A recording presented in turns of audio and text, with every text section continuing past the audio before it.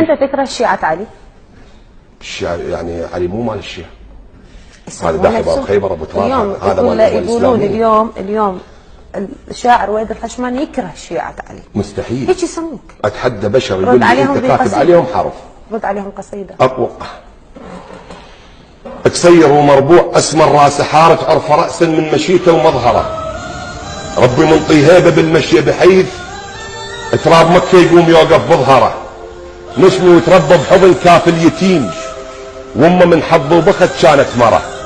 بالمهد وتلولي بابنه بحس خفيف، يمه بن عبد الله ريدك تنصره، هذا ابن عمك يتيم وصعبه حيل تخلي زيد من البشر يستصغره.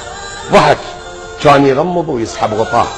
ورجع شاله وكان يلزم منحره، يعني يمه محمد بروحه ابتديه وباكر فراشي عليه يشتره، من صغر سنه فلا جالس جهال،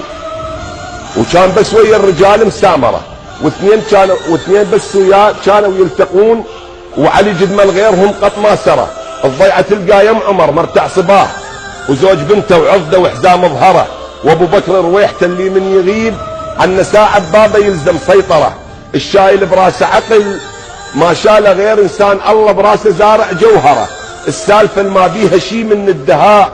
كان يشطبها علي من الذاكره، تصور بمجلس اذا ينطق كلام تحس بذانك وشه من المغفره، وشريه بيهم واحد يسولف يقوم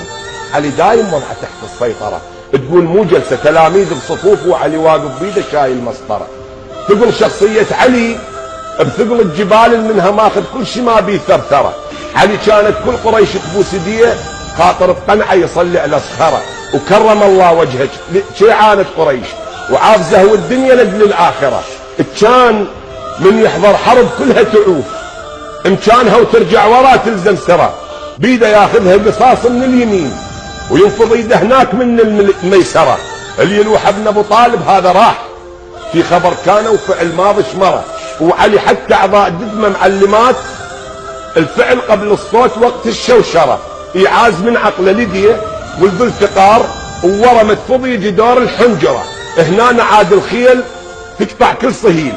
وتكف عن صلها السيوف المشهره، تسود حاله من الرعب بين الحشود، وشكو جندي يصير اذان صاغره، من يصيح بصوت امير المؤمنين انا الذي سمتني امي حيدره. بالعالم الاسلامي ليس للشيعه ولا للسنه.